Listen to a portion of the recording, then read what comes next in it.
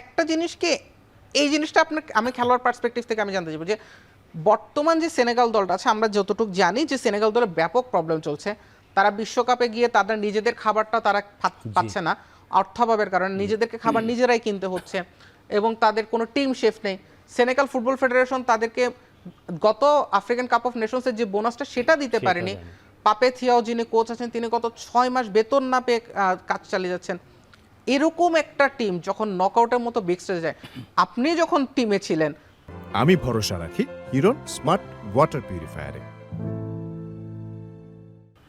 আমরা আশা করি বাংলাদেশ ফুটবলে তেমন কোনো সিচুয়েশন পড়তে হয়নি, কিন্তু এইগুলো অ্যাকচুয়ালি প্লেয়ারদের উপর ঠিক কতটা প্রেশারাইজ করে? দেখুন, আমাদের প্লেইং ক্যারিয়ারেও কিন্তু আমরা অনেক সিচুয়েশনে কাটিয়েছি, অনেক কষ্ট করে খেলেছি, কিন্তু দিন শেষে জাতীয় দলের জার্সি পরে যখন আমরা মাঠে নেমেছি দেশের জন্য সর্বোচ্চ দিয়ে চেষ্টা করেছি। সেনেগালও সেম, সেনেগালের প্লেয়ারদের কিন্তু সেই জন্যই সেনেগাল কিন্তু তারা ফোকাস, তারা কি পেলো না পেলো সেটা ডাজেন্ট ম্যাটার, তারা ফোকাস করছে যে একটা ইতিহাস গড়ার।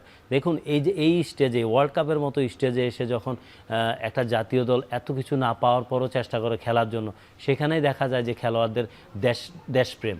দেখুন, আমরাও কিন্তু আমাদের সময় যখন আমরা সাফ জিতেছি, সাফ গেম জিতেছি, আমরা কিন্তু ওই রকম ফ্যাসিলিটিস, এখন যে ফ্যাসিলিটিস পাই কোনো কিছুই পেতাম না, ইভেন আমরা হাত খরচও পেতাম না। সো ওর পরেও কিন্তু আমরা মাঠে খেলেছি। জাতীয় দলের জার্সি পরে যখন আমরা মাঠে নামি, একটা খেলোয়াড় নামে তখন তার সর্বোচ্চ দিয়ে চেষ্টা করে দেশকে রিপ্রেজেন্ট করতে, দেশের সম্মান বয়ে আনতে।